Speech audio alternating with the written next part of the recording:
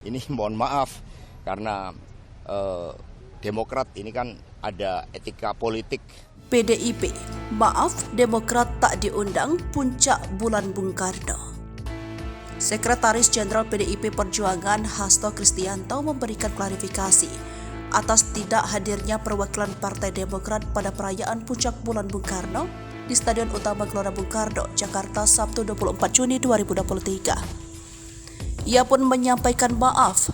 Dikatakan Hasto permintaan maaf itu secara langsung kepada Sekretaris Jenderal Partai Demokrat Teguh Rifki Harsha. Di saat PDIP mengundang partai politik lainnya, namun tidak demikian dengan Partai Demokrat. Dilansir dari Kompas.com, Hasto menyampaikan bahwa Demokrat memiliki pandangan politik yang berbeda dengan PDI Perjuangan.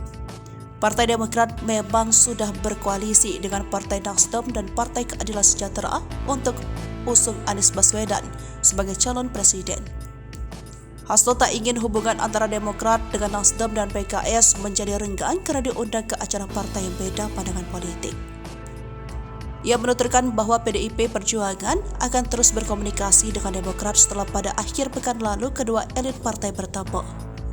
Pada hari Minggu 18 Juni 2023, Ketua DPP PDI Perjuangan Puan Maharani dan Ketua Umum Partai Demokrat Agus Harimurti Yudhoyono sudah bertemu.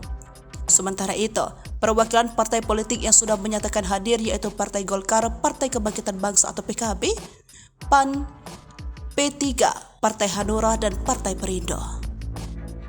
Petinggi partai memang sudah diundang, ada yang berhalangan karena sedang menjalankan ibadah haji, dan kemudian nanti kita lihat beliau-beliau yang hadir, dan ini menunjukkan bagaimana PD Perjuangan itu mengedepankan semangat gotong royong. Kita intens komunikasi dengan teman-teman Partai Demokrat. Jadi saya bilang sama Mas Teguh Rifki, Mas ini mohon maaf karena Demokrat ini kan ada etika politik bersama dengan PKS dan kemudian dengan Partai Nasdem. Yang penting kita komunikasi secara intens, dan kemudian habis ini kita lanjutkan apa yang sudah dilakukan antara Mbak Puan Maharani dan